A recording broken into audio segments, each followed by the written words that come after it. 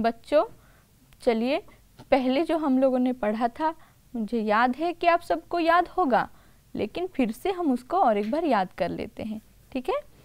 पहले हिस्से में हम लोगों ने पढ़ा था हरिवंश राय बच्चन चिड़िया के माध्यम से बताते हैं कि व्यक्ति रूपी चिड़िया, यानी व्यक्ति को उन्होंने चिड़िया के साथ तुलना की है।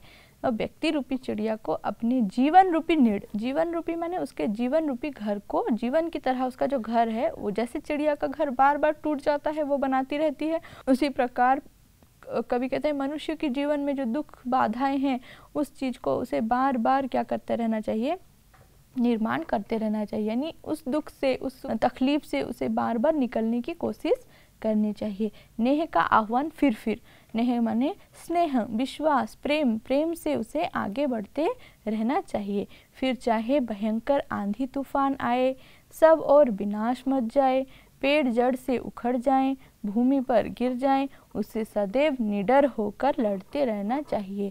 कहने का अर्थ है जैसे आंधी तूफान में चिड़िया का घोंसला टूट जाता है, आंधी तूफान आने से चारों तरफ विनाश हो जाता है, चारों तरफ नष्ट भ्रष्ट हो जाता है, पेड़ टूटने लगते हैं, पर्वत हिल जाते हैं, भूमि जो है भूमि पर उखड़ उखड़ कर बड़े बड़े पेड़ टूट कर गिर गए, और चिड़िया का छोटा सा घोंसला वो भी गया, टूट गया, और कंकड़ पत्थर के महल भी टूट गए। उस समय मनुष्य के जीवन में भी जब दुख आता है तो उसके जीवन में बहुत तबाही आती है, बहुत दुख कष्ट आते हैं।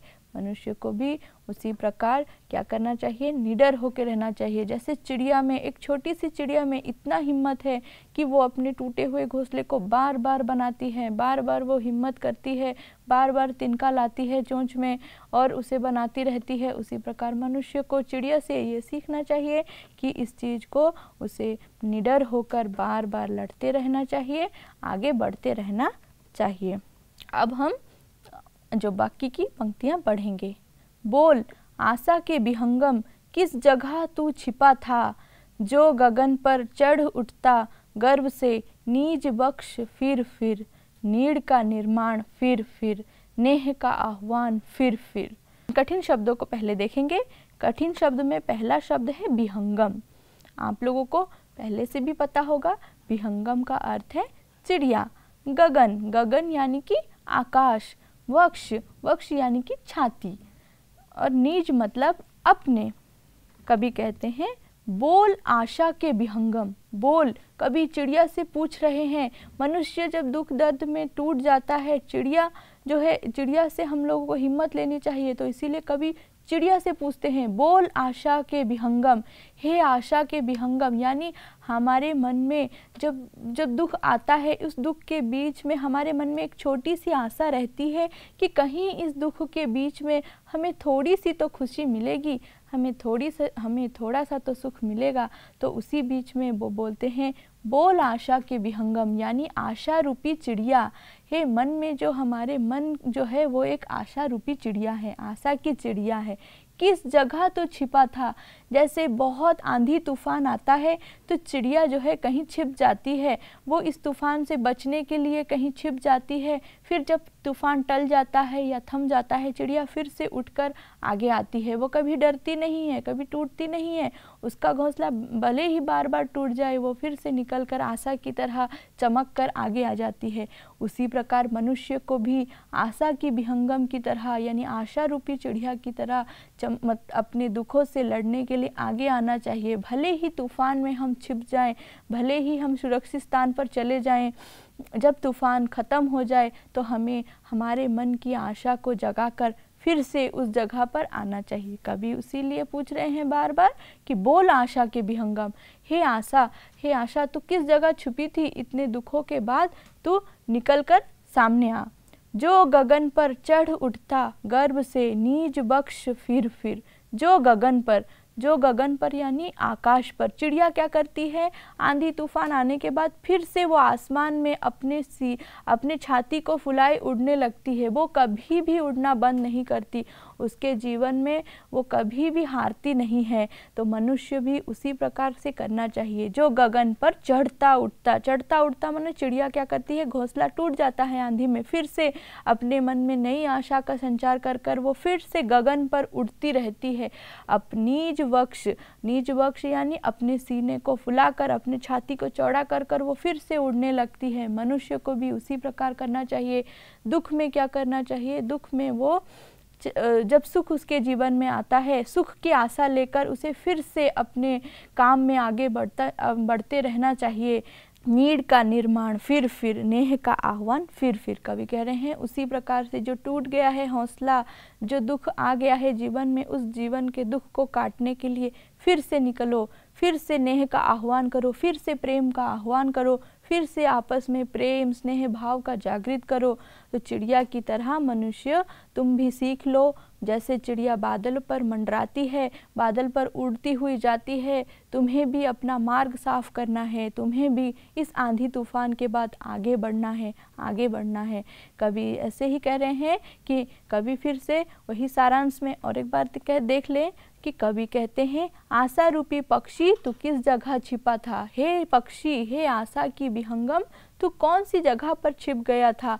इतने तूफान के बाद भी तू गर्व से छाती फुलाए फिर से उड़ रहा है। और ऐसा लग रहा है कि जो हम जब चिड़िया को देखते हैं हमारे मन में नई आशा का संचार होता है, हमारे मन में आशा उमंग मारती है, उमंग उठती है कि जैसे चिड़िया एक छोटी सी जंतु अगर वो इस दुख दर्द में टूटी नहीं है तो हम मनुष्य, हमारे पास तो सब कुछ है, हम क्यों टूट जाते हैं। हमें भी चिड़िया की तरह हिम्मत करके आगे बढ़ना है। कवि फिर से कह रहे हैं, नीड़ का निर्माण करते रहना चाहिए और आपस में स्नेह और प्रेम की भावना को जागृत करते रहना चाहिए। क्रुद्ध नभ के वज्र दंतों में ऊषा है मुस्कुराती, घोर गर्जन भय गगन के कंठ से खग पंक्ति गाती। इसमें भी कठिन शब्द है। क्रुद्ध, क्रुद्ध मतलब क्रोधित, वज्रदंत, वज्रदंत मतलब कठोर दांत वाले, खग पंक्ति, खग मतलब चिड़िया यानी विहंगम, पंक्ति यानी कतार यानी लाइन, ऊंचास, ऊंचास मतलब अनेक प्रकार की हवाएं। जैसे हवा जो है वो कभी तेज आती है, कभी जो है कम आती है, कभी जोर से आती है। हवा अनेक प्रकार की आती है, तो 49 प्रकार की हवाएं कहा गया है। लेकिन आप लोग बस इतना याद रखो कि 49 का अर्थ है अनेक प्रकार की हवाएं। बच्चों आइए फिर से इसकी व्याख्या को देखेंगे। लिखा है, क्रुद्ध नभ के वज्र दंतों में ऊषा है मुस्कुराती। क्रुद्ध यानी कि क्रोधित, क्रोधित जो वज्रदंत हैं, वज्रदंत यानी कठोर दांत वाले। कठोर दांत वाले का अर्थ यहाँ पर बिजली, तूफान, आंधी को कहा गया है। ठीक है। क्रुद्ध नभ, जब बादल गरजने लगता है, जब आसमान में वर्षा होने वाली होती है, ऐसा लगता है कि आसमान गुस्से में है। वो कठोर दांत से गुस्सा होकर, क्रुद्ध, क्रुद्ध यानी कि क्रोधित होकर वो घड़घड़ाने लगता है, गरजने लगता है, बिजली चमकने लगती है।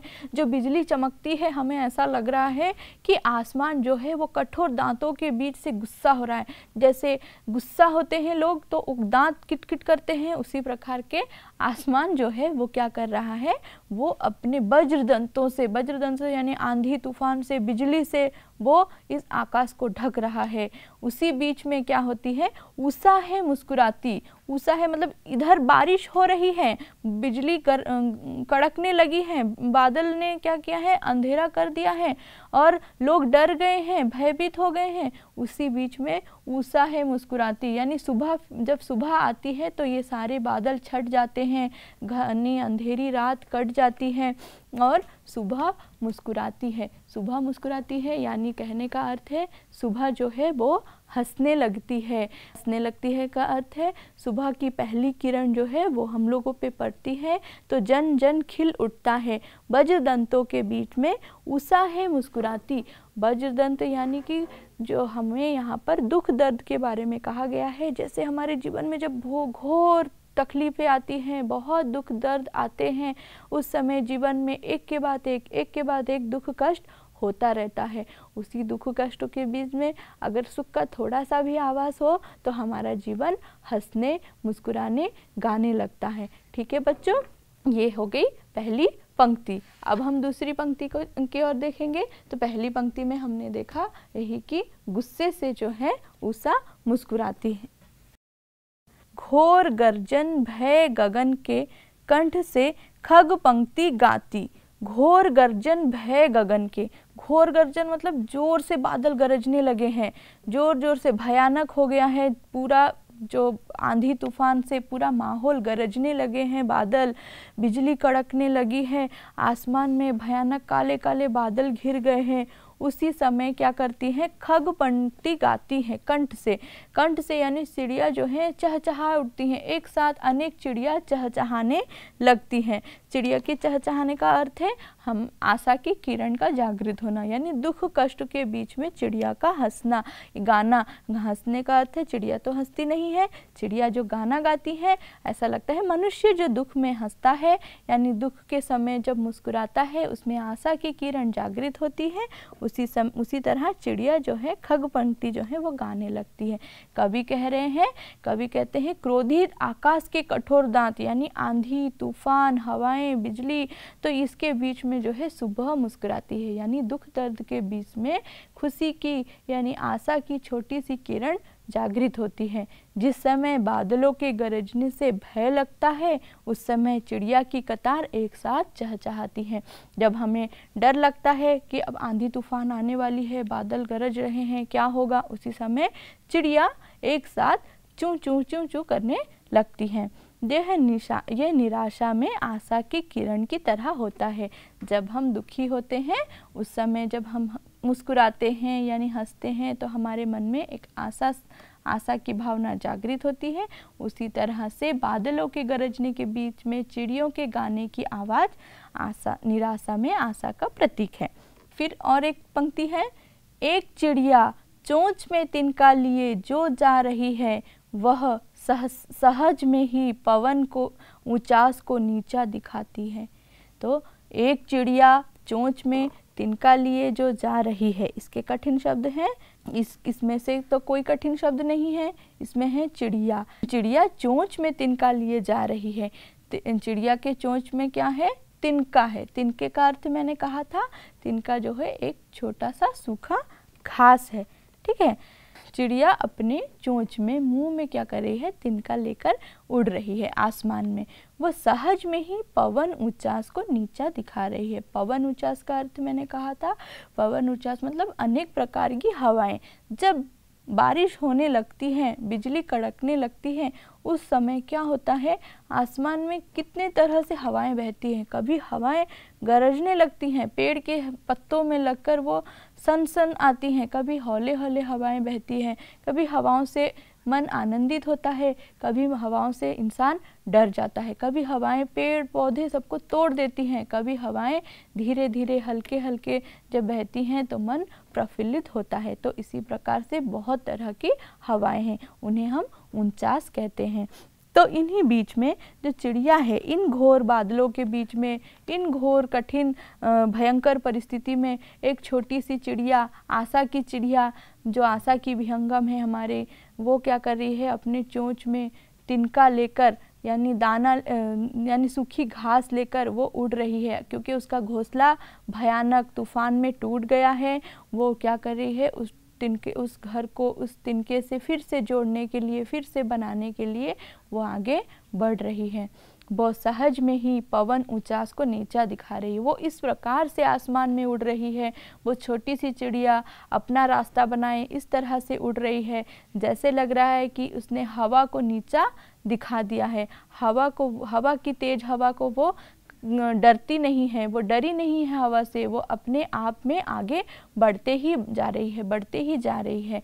फिर से उसको व्याख्या देखेंगे, एक छोटी सी चिड़िया अपने चोंच में तिनका लेकर जो जा रही है, वो चिड़िया अति सहजता से ऐसा कर रही है कि पवन में अपना रास्ता काटते हुए जा रही है। हवा बहुत तेज बह रही है लेकिन चिड़िया अपने मार्ग में अपने लक्ष्य भटकती नहीं है। उसके चोंच में तिनका है, उसके दिमाग में है उसे अपना घर फिर से बनाना है, इसीलिए वो क्या करती है कि अपना रास्ता बनाकर वो उड़े जा रही है।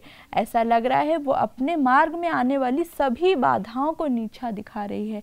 इसी तरह से मनुष्य को भी चिड़िया की तरह आगे बढ़ते रहना है, अपने लक्ष्य को कभी नहीं भूलना है। जीवन का मार्ग हमेशा प्रशस्त करके एक ही लक्ष्य के साथ हमें आगे बढ़ते रहना चाहिए। जीवन में कठिन परिस्थिति में सब कुछ तहस नहस हो जाए, भले ही सब टूट कर बिखर जाएं। चिड़िया की तरह अपने घर का, अपने दुखों का फिर से ठीक करने के लिए हमें आगे बढ़ते रहना चाहिए, आगे बढ़ते रहना चाहिए। आगे की लाइन है, नाश के दुख से कभी दबता नहीं निर्माण का सुख, प्रलय की निशब्दता से सृष्टि का नवगान फिर नीड़ का निर्माण फिर नेह का आह्वान फिर। तो इसमें है कुछ कठिन शब्द, नाश यानी कि विनाश, निस्तब्धता, निस्तब्धता मतलब नीरवता, नवगान मतलब नए गान। हो इसकी व्याख्या इस प्रकार है, नाश के दुख से कभी दबता नहीं निर्माण का सुख। नाश के दुख से, नाश यानी कि विनाश, जब जीवन में विनाश हो जाता है, सब कुछ टूटकर बिखर जाता है, उस समय क्या होता है, हमें बहुत दुख देता है, क्योंकि विनाश सब किसी को कष्ट देता है। किसी का कुछ भी टूट जाए या जीवन में दुख आए तो हमें विनाश हो जाता है हमारा, तो हमें बहुत दुख होता है। जिस तरह से चिड़िया का छोटा सा घोंसला टूट गया है, उसको भी दुख हुआ होगा, लेकिन दबता नहीं निर्माण का सुख। इस विनाश के दुख में निर्माण करने का जो सुख है, फिर से नया घर, नया घोंसला बनाने का जो सुख है, वो कभी भी दबता नहीं है। तो नाश के दुख से कभी दबता नहीं निर्माण का सुख, यानी कि मनुष्य का दुख के बाद जो सुख जब जीवन में आता है, तो दुख तो कष्ट देता ही है हमें, दुख जीवन में हमेशा कष्ट देता है, पर उस दुख के बाद जो सुख हमें मिलेगा, वो सुख हमें बहुत खुशी देता है। हम उस दुख को थोड़ा बहुत भूलने लगते हैं और खुशी को बहुत खुशी से उसको स्वागत करते हैं। प्रलय की निशब्दता से सृष्टि का नवगान फिर। प्रलय यानी कि विनाश, चारों तरफ जो नष्ट भ्रष्ट हो गया, उसके बाद निस्तब्धता छा गई। निस्तब्धता अर्थ नीरवता हो गया। जब क्या होता है, आप लोगों ने तो बहुत सारी ऐसे देखे होंगे, हमारे जीवन में आए हैं तूफान, आंधी तूफान। साल भर पहले भी हम लोगों ने बहुत सारे फनी देखे और एम्फन तूफान देखा। तो इन सब में क्या होता है, चारों तरफ सब कुछ टूट जाता है, टूट के बिखर जाता है, और वो जो तूफान अपनी तबाही मचाकर जब चला जाता है, तो चारों तरफ सन्नाटा छा जाता है। ऐसा लग रहा है कि चारों तरफ चुप्पी सी छा गई है, बहुत कष्ट है वो। तो उसी तरह प्रलय की निशब्दता, जब प्रलय आता है, प्रलय यानी तूफान, आंधी जो आता है, वो जब छोड़कर अपना निशान चला जाता है, तो चारों तरफ से क्या होता है, निस्तब्धता छा जाती है। निस्तब्धता मतलब सन्नाटा छा जाता है। सृष्टि का नवगान फिर। नवगान, उसके बाद क्या करते हैं, क्या हम जीना छोड़ देते हैं? क्या हम उसी दुख में जिए रहते हैं कि हमारा तो सब कुछ बर्बाद हो गया? नहीं, हम क्या करते हैं, फिर से मन में आशा जगाते हैं, फिर से मन को एकत्रित करते हैं, मजबूत बनाते हैं, खुद को मजबूती से फिर से आगे करते हैं। जैसे सृष्टि का नवगान, सृष्टि जो है, इस संसार में भी यही नियम है बच्चों कि हर चीज़, हर दुख के बाद सुख, सुख के बाद दुख, ये एकदम चक्र की तरह चलता रहता है। तो जो चीज़ टूट गया है वो फिर से बनेगा, जो फिर बना है वो फिर से टूट जाएगा।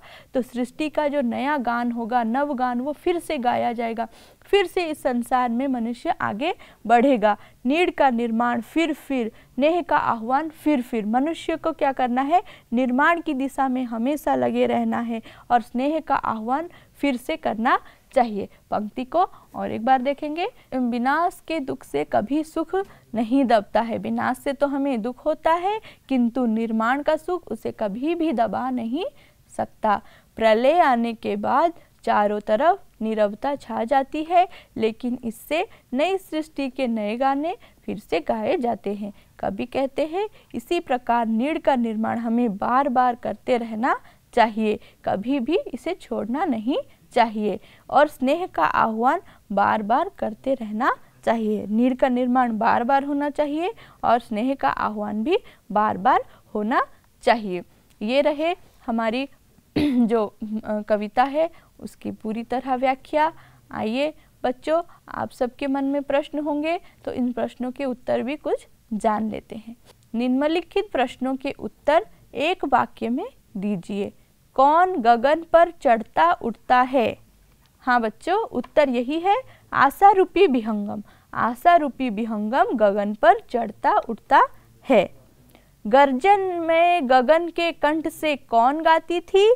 गर्जन में कंठ के से खग पंक्ति गाती थी। गर्जन में गगन के कंठ से खग पंक्ति गाती थी। चिड़िया चोंच में क्या लिए जा रही थी? चिड़िया चोंच में तिनका लेकर जा रही थी। कौन ऊंचास को नीचा दिखाती है? जी हाँ, चिड़िया ऊंचास को नीचा दिखाती है। नास के दुख से क्या नहीं दबता? नास के दुख से निर्माण का सुख कभी नहीं दबता। और आइए कुछ खाली स्थानों के प्रश्नों का उत्तर देखेंगे। देखिए इस तरह है, निम्नलिखित वाक्यों के खाली स्थान की पूर्ति कोष्टक में दिए गए शब्दों के साथ कीजिए। देखिए आप अपने स्क्रीन पर देख रहे हैं, कोष्टक यानी ब्रैकेट है, ब्रैकेट में कुछ शब्द दिए गए हैं, उसको हमें देखकर खाली जगह को भरना है। ठीक है, मैं एक के बाद एक बोलती जाऊंगी, आप भी अपनी अपनी टीवी स्क्रीन पर इसका अभ्यास करिए। धूली धूसर डैश भूमि को इस भांति घेरा। जी हाँ, धूली धूसर बादलों ने भूमि को इस भांति घेरा। प्राची से डैश मोहिनी मुस्कान फिर। प्राची से उषा की मोहिनी मुस्कान फिर। डगमगाए जब की डैश ईंट पत्थर के महल घर। डगमगाए जब की कंकड़ ईंट पत्थर के महल घर। नास के डैश से कभी दबता नहीं निर्माण का सुख। नास के दुख से कभी दबता नहीं निर्माण का सुख। एक चिड़िया चोंच में डैश लिए जो जा रही है। एक चिड़िया चोंच में तिनका लिए जो जा रही है। बच्चों ये थे प्रश्न। आइए इसका भाषा ज्ञान हम लोग जान लेते हैं। ये है, हम लोग कुछ पर्यायवाची शब्द को देखेंगे। निम्नलिखित शब्दों के पर्यायवाची शब्द लिखिए। पर्यायवाची आप लोगों को अच्छे से पता है, पर्यायवाची मतलब समान अर्थ, मतलब जो शब्द पूछे जाएंगे उसी शब्द का और एक अर्थ बताने वाला शब्द। जैसे कि पहला शब्द है रात। रात का पर्यायवाची यानी समान अर्थी शब्द है निशा। बादल, बादल क्या है? मेघ। चिड़िया यानी पक्षी, विहंगम, खग। नीड़, घोंसला। सवेरा, सुबह। गगन, आकाश, नभ। ये रहे भाषा कार्य। भाषा कार्य को फिर से देख लेते हैं कि रात का है निशा, बादल मेघ, चिड़िया जो है पक्षी, नीड़ घोंसला, सवेरा सुबह, गगन आकाश। आइए कविता के सारांश को और एक बार देख लेते हैं। हरिवंश राय बच्चन चिड़िया के माध्यम से बताते हैं कि व्यक्ति रूपी चिड़िया को सदा अपने जीवन रूपी नीड़ का निर्माण स्नेह और विश्वास से करते रहना चाहिए। फिर चाहे भयंकर आंधी तूफान आए, सब और विनाश मच जाए, पेड़ जड़ से उखड़कर भूमि पर गिर जाएं, पर ये ना सोचे कि अब सब कुछ नष्ट हो गया है, अब कुछ नहीं हो सकता, बल्कि यह ध्यान रहे कि प्रलय के बाद भी नई सृष्टि का निर्माण फिर से होता है। आशा की किरण को मन में सदैव जलाए रखना चाहिए। जिस प्रकार आंधी तूफान में घोंसला नष्ट हो जाने पर भी चिड़िया एक एक तिनके को जोड़कर फिर से अपने लिए नीड़ का निर्माण करती है, उसी प्रकार मनुष्य को सदा निर्माण की दिशा में लगे रहना चाहिए। मनुष्य के जीवन में दुख कष्टों को भूलकर उसे हमेशा आगे बढ़ते रहना चाहिए। तो बच्चों, आज की कक्षा में हम सभी ने चिड़िया के माध्यम से क्या पढ़ा, जीवन के दुख कष्टों से किस तरह से जीवन में आगे बढ़ना है, उस विषय में पढ़ा। मुझे पता है आपके आने वाले जीवन में आप इस कविता से जरूर सीख लेंगे और इसी तरह छोटी सी चिड़िया की तरह आप भी जीवन में आगे बढ़ते रहेंगे। तो आज के समय के अभाव से ये कक्षा यहीं पर समाप्त करते हैं। धन्यवाद।